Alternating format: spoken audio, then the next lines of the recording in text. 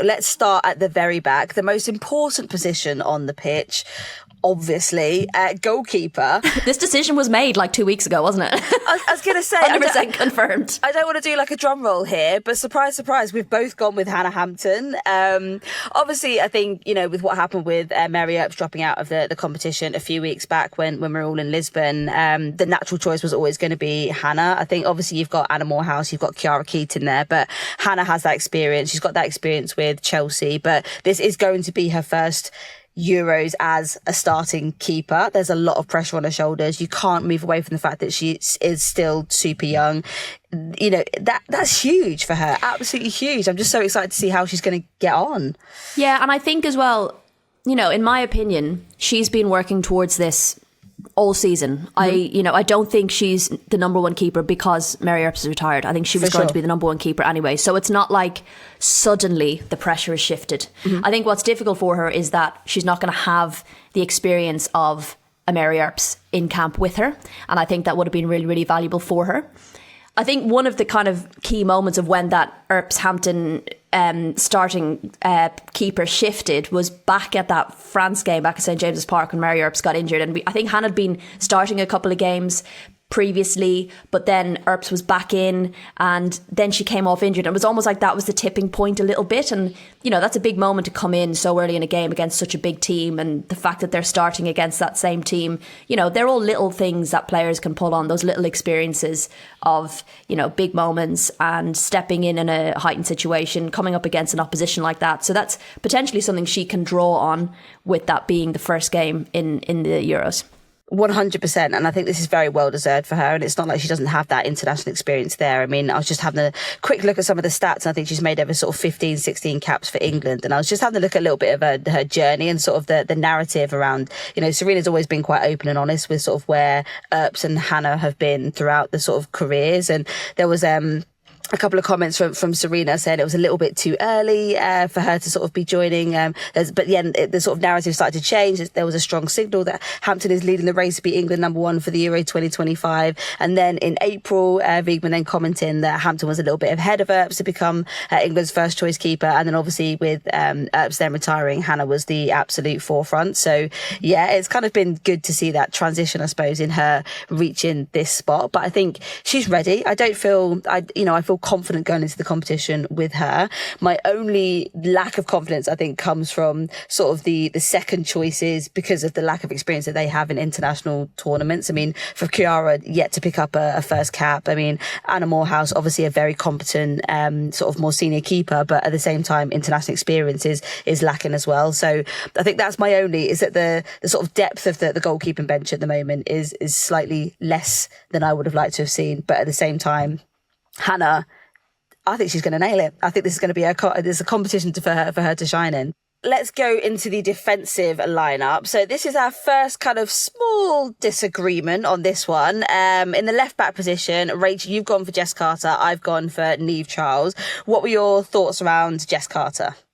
I think this position is always a bit tricky, and I think full-back positions, England need more depth generally. And I think for a little while, it was difficult when you've got players in the NWSL versus the WSL, and when some are in season and some are out of season, and that was the time we saw a little bit of Jess Carter not being in and Niamh Charles being in, and then Niamh Charles picked up that injury, I think, earlier on this season at Chelsea, and I think it's taken her a little while to find her feet again. Obviously, Sandy Baltimore doing such a job there for the Blues that it made it even more difficult for her to get her foot back into the starting 11 for Chelsea, which I think kind of had a bit of a knock-on effect in her role in England. And I think she's struggled recently for England in that position in recent games. And, I think when we saw Jess Carter back in the squad, she just looked more assured.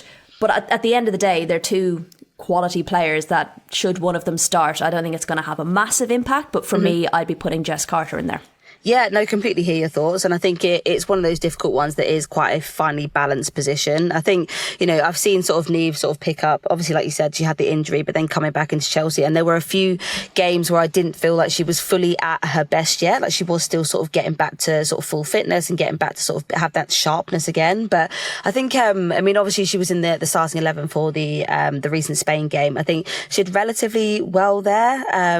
Not her best performance, but I kind of feel like that was a little bit of a throw. That entire sort of lineup felt like a little bit of a throw to how Sarina was looking to kind of start that defensive line out. So I think that kind of gave me a bit more of a nod that she might be going with Niamh. But again, we'll wait and see. And either one of those choices, I think it could easily be that Niamh and Jess kind of interchange throughout those games. But yeah, that was our first and kind of, well, maybe it's ever any disagreement. We'll have to wait and see. Left-sided centre-back. We both agreed on this one. Alex Greenwood. It felt like a really sure choice. I think Alex has that, not only the experience in that position, but it's also the experience that she has as a leader on the pitch. I mean, obviously she's going to be next to Leah Williamson, but at the same time, Alex with Man City, you can see the leadership she shows to the squad. You can see that the depth that she has. She's been in major international tournaments. She's a cool, calm head, and I think there was no other person that I could ever see kind of fitting into that role and sort of taking that position from her, to be honest. Yeah, I think it provides a much more balanced defence as well, having a left-footed central defender. I think it has a big impact. We've seen it before, and we've had everyone on a right foot, and you can kind of see that in the game. I think it was against Germany, where England just seemed to be like justified to the right slightly. And I think having her there does give a bit more balance. She, of course, you touched on it there, wealth of experience, cool, calm head, but also, in terms of what she provides set pieces wise, I just think, that balance is really key. She had a brilliant World Cup, if we remember, and I think fits really nicely with that partnership with Leah Williamson. So I don't think there's a huge surprise. Delighted she's back, and I'm sure Man City will be delighted she's back when the season starts. But she's been missed for sure. Definitely. And I think alongside her then, we're also very much in agreement that the right-sided centre-back will be Leah Williamson. I mean, it would be absolutely remiss of us to think that anyone else would be filling her shoes. I always think it's really weird I always forget sometimes that she wasn't in the World Cup. I know obviously the ACL happened so tragically in the lead up to the tournament, and that was such a heartbreaking bit of news. But for her now to have this opportunity to be back into a major international tournament and be back as captain, I think, this is where she really shines. And we saw the same for her in the Euros in 2022. So, I'm really excited to kind of see her back in her tournament energy, because it feels like a Leah sort of steps up, almost enhanced when she gets into these situations. Yeah, absolutely. And it took her a little while to come back from injury, and she had concussion she had to deal with, and it made things difficult both at club and country. But I do feel like she's massively improved over the season. She probably had one of her best games of her career in the Champions League final. And I think when we think about that defence from the World Cup and, not having Millie Bright and not having that leader, Millie Bright, great with those pinged balls, long balls down the pitch if needed. Leah Williamson provides that. She's got an absolute wand of a foot with some sort of GPS tracking system in it. And I think provides those, not only will she kind of carry the ball forward herself, but she can also provide those opportunities, those long balls if they're trying to send balls in behind defensively. So in terms tactically offers more, which I think is really important as well. And of course, experience as a captain, has won the Euros before, which is vitally important when it comes to these big moments and these big matches. And those leaders are going to be key in these big games in the group stages. I think even more so maybe because we've had, Mary Earps step down, we've had Millie Bright step down for the tournament. It sort of feels like, you need those people who have had that tournament experience, who have done it, who've been there in those high pressured, high demanding situations. And Leah is one of those people. I mean, it sometimes beggars belief that she's only 27 still. It still feels like so young to have gone through what she's already been through. But I think, you do need that balance back when you've got so many more youngsters coming into the squad who will be facing, tough opposition in front of the world stage for the very first time. And it's also worth remembering when people go on about the England squad ageing, that there a lot of those players that have been there for a while are still quite young and are at the prime of their career. And what you said there about the youngsters coming in, I spoke to Alex Greenwood at the media day last week, and she's just got such a wise head on her, and she was paired up with Ciara Keating, and she spoke about the That's advice. A fun pairing. Yeah.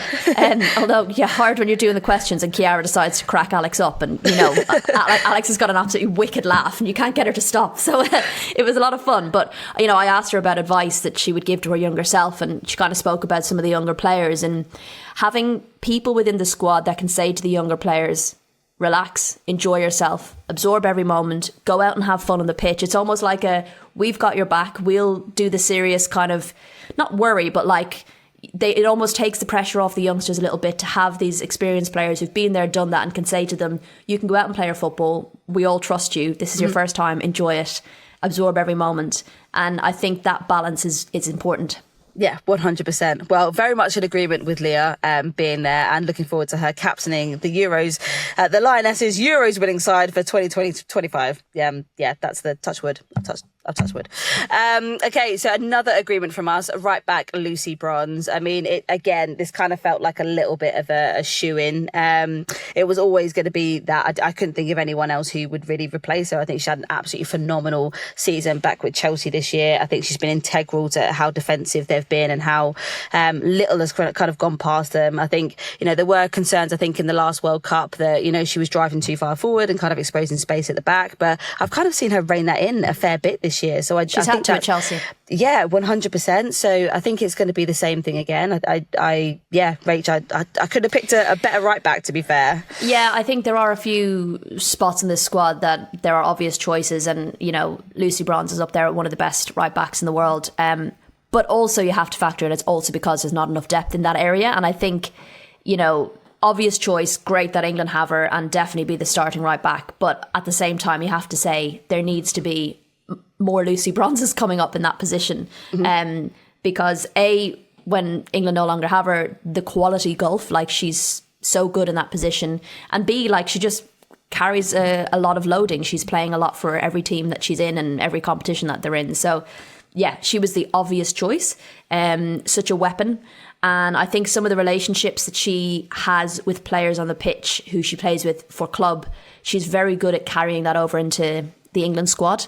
And we see that sometimes if LJ is, whether LJ might be playing on the wing or in the 10, you can always see that link up. And yeah, I just think she's very good at settling into the England squad and playing with players like she plays with them week in, week out. I think that's been something I've been really impressed with. Even Beth Mead, Beth Mead's not on the Chelsea squad, and yet sometimes you see Lucy come in and going, yeah, it's like I played with you yesterday. So all of that comes with experience and a vital cog in this team. Talking of Chelsea teammates then, a central defensive midfield, we have both gone for Keira Walsh. I mean... Is this boring? Do we need more fighting? I was going to say... Another place where there's not enough depth, though. Normally there's some kind of disagreement between us, but I think there's just a couple of positions, like you said, that kind of feel like they're, dead certs. I mean, Keira Walsh, who else would you put in that central defensive midfield role? I mean... This is it. It's, who else is going to be able to hold up the ball like that, to spray the ball in the right direction, to kind of, it's the intelligence, it's the game management that Keira Walsh has that I don't think anyone else can do at her level that would even fight her for this space. So there's a lack of depth in the space, in the spot, but also I think sometimes England lack a plan B when Walsh gets marked out of the game. So that's the kind of concern, and that's another area of the England squad that I think work needs to be done to be bringing through more players who can play in that position. There have been some injuries to younger players who could play there that perhaps could have been potentially stepping up into that role, but when she's played such a vital role, it's there's no question who we were going to be putting in there. There are options of players within the squad who could play there if needs be. But I think in terms of who would you replace her with if you didn't go for Keira Walsh? Who would be your second choice? But it would literally be if England were stuck, not as a let's try this out today. But there are players who play there. Leah Williamson has played there before. If it had to, Georgia Stanley could drop into that position if she had to. But again, we wouldn't necessarily want that because then you're not getting the best out of those players in their natural positions. But definitely, when I think about depth and the God forbid what if Keira Walsh gets injured, all I'm saying is there are players who could play there, but they wouldn't necessarily be the Keira Walsh quality, would they? Moving on then into another midfield role. So the number 8, we've both gone, surprise, surprise, Georgia Stanway. I mean, who else, like you said there, sort of being able to kind of push on, the sort of tenacity, the aggression that she shows, she drives, she takes on players. That's exactly what you want in that role. And the link-up play between her and Keira Walsh, I think, is absolutely stellar. We've seen that in all of the games that we played, even the lead up to the tournament, where the England performances haven't always been that on fire. But yeah, Georgia Stanway feels like the absolute natural fit for this one. Excited to see her come into herself in herself in this competition. Yeah, and another one where it was touch and go whether she'd be back in time. So delighted that she is. Again, provides more depth in that role. I know she's not all about her physicality and her tenacity, but it is such a key part of her game in that position. And I think sometimes when midfields can get packed out, you need someone who can ride a challenge and pick a ball out and spray it out to the wings. So I think she provides that. Hoping she's fresh, given she's not had to play too many games, but equally you want that match fitness, right? So it's that kind of balance of being fresh and feeling match fit. So I'm sure now she came back in kind of around the right time. You know, we think about some of the players who came in late in the last Euros, Chloe Kelly, and the impact they had. So again, experience, she has it in major tournaments. She can pull out an absolute banger if necessary. I'm looking at you, 2-1 Spain in the quarterfinals. So yeah, I think another weapon. All right. Well, this is another area of small disagreement from us. Number 10. So I went for Ella Toone. Rachel went for Lauren James. Go on then. Set out your stall for LJ. I mean, it's a pretty big stall, to be fair. Do I need to? She's a game changer. Another player that everyone was hoping would be fit in time. Thank God she is. Generational talent, the kind of player that, you know, reminded me a little bit of when England took Kelly Smith to the 2013 Euros injured. And, you know, I'm not saying this is the case for LJ, but, you know, if you've got a player like that who might only be able to play 20 minutes and you need them to come on and change a game, she can change a game. So her in the 10, her on the wing, she offers versatility. And I mean, she's such a difficult player for other teams to pin down and mark. And I think she's the obvious choice. Yeah, I think, I can't disagree with anything you've just said. I mean, the talent that LJ has been, I've been quite lucky enough, actually. We worked with her on a couple of shoots recently. And I think you forget, like, seeing her in action, like, you forget how it is to see her up close. I mean, I played against her when I was in Spurs in the Championship. Yeah, honestly, and seeing her then, she must have only been 16, 17, I think, at the time. And seeing her then sort of gracefully glide through players, completely cut apart the Spurs squad like literally like a hot knife through butter. It was like phenomenal to see, scary to be at the back end of. But I think we've just seen LJ go from strength to strength to strength. And I think even, like you said, sort of the link up play that she has with, you know, people like Lucy Bronze, I think she's really superly matured. And yet you didn't pick her. I didn't pick her. No. Tell me why. I went for Ella Toone, and I know it might feel like a little bit of a rogue choice, but at the same time, I think, you know, how well she's done this season. I think she's also getting into the realms now of being one of those experienced, mature tournament players that you kind of need, you know, on the pitch sometimes to kind of, I don't know, and like but obviously she'll be in and around the camp anyway, her and the Russo, and like how well their friendship's been building. But I think Ella Toone is one of those players that she still has that versatility. She still has that ability to drive. She sort of engages fans, I suppose, in a way that, you know, you want to get the crowd excited. And I think she doesn't, I mean, you'd probably look at Ella Toone as someone who would probably come in and sort of make an impact on the pitch from the subs bench. But at the same time, I do think there's a moment for Ella Toone to be in the starting squad, and especially where LJ is literally just coming back from injury now. Like, you know, you don't want to get LJ back into the pitch too soon, too early, and risk anything, even though she is fully fit enough to be a part of the squad. And I was going to say, I don't actually think it's that rogue a choice. And I think, you know, should it be Ella starting and LJ coming on, or vice versa? Both are going to do a job. Both offer something slightly different. Both are going to be impactful. So I don't think it's that rogue a choice, and I don't think it's that controversial. So, like you back mine, I'll back yours. That's all right. Okay. All right. Sweet. Well, we'll put. Should we put a $5 on it? No. Oh. I want to keep my $5. What about a beer? That sounds a bit more fun. Or a glass of vino. All right, a beer when you're back. Deal. Why am I saying that? It's going to be way more expensive than a $5. That was stupid, wasn't it? Yes, either way. Okay, so I appreciate that we've had a lot of agreement on this pod, and the agreement does continue into the front attacking line. So left wing, we've both gone for Lauren Hemp. Right wing, we've both gone for Beth Mead. And centre forward, we've both gone for Alessia Russo. I mean, they kind of, again, feel like almost certs, but maybe... I don't know. I think the surprising one, I thought you would choose differently for right wing. Okay. Not that, which seems crazy when we're talking about the only English player to win Player of the Tournament and Golden Boot at the Euros and win the Euros. The fact that we both picked Beth Mead, and you know, obviously the question would have been around her or Chloe Kelly. Again, I don't think that controversial if either of them start, but I do think Beth Mead in an England shirt is a different beast. And I know like she's been kind of sharing the pitch a bit more with Chloe Kelly this season with Arsenal, but we're still seeing plenty from her. And I think when she comes into the England squad, when she's at a major tournament, she brings so much. And I just think as well, she adds that defensive quality as well to her game. She's so good at getting back and helping out defensively, which I think is really valuable, particularly when you look at the teams that England are coming up against in the group stages. So I feel like Lauren Hemp and Alessia Russo seem like the obvious choices, and maybe people might disagree with Beth Mead, but I really, really rate her, and I really rate her for England, especially given the last Euros she played in.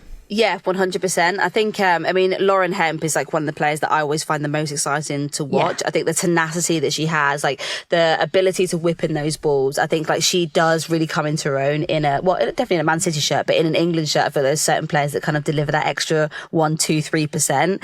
I think it could be quite interesting. Aggie Beever-Jones obviously started for the Portugal game. I know completely different beast. I know it wasn't a sort of game that, will mean as much going into the France first game. But at the same time, I think she's one of those players that could, I suppose, make that impact when she comes on, potentially, if Alessia isn't able to sort of get into the game as much as she would have liked. But she'll be the Alessia to Ellen White, as in she'll be, I think. And I think, understandably, everyone got super excited when she scored that hat-trick, but we don't need to put all of that pressure onto Aggie Beever-Jones. She's still young.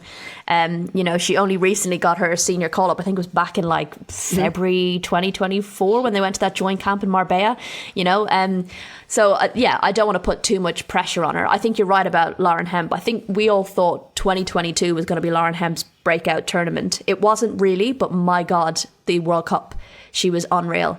And she's come back now. It looks like she's never been away. As you say, she's such an exciting player to watch. She brings so much. She can be direct. She can go out wide.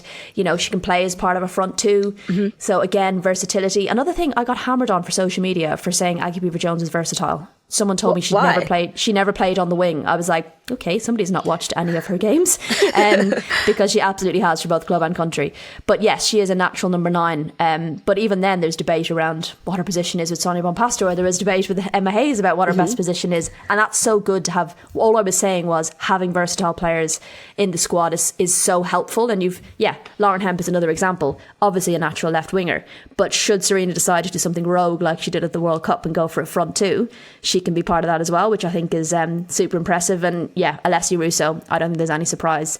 One of the best strikers this season, had a superb season, really found her form at Arsenal, and I think that's carried on into England as well. So I think the natural starting number 9, I don't think it's a huge surprise. 100%. And I think especially that relationship, that Beth Mead has with Alessia Russo there just seems to be like almost like a sisterhood forming, at club and country. So I feel like it does feel like the natural fit. And obviously we cannot end this section without giving a small little nod to Michelle Adjumang, who might even creep on and get maybe a couple of super sub minutes at the end of one of the games if it's all going to plan. So that would be an amazing moment if she's able to make that. But I think for her, just being a part of the setup, being a part of that international tournament, Unreal. being a part of, at such a young age, to come from, where she's come from, this season to being in a Euro squad, I think is an unbelievable achievement in itself. So factor in at her age, she'll have this tournament next year, most likely the Under-20s World Cup, and then off the back of that, the 2027 World Cup. And she's literally at the start of her career and already exciting a lot of people. So it's pretty amazing. Well, I hope she does maybe get some minutes if everything's going to plan.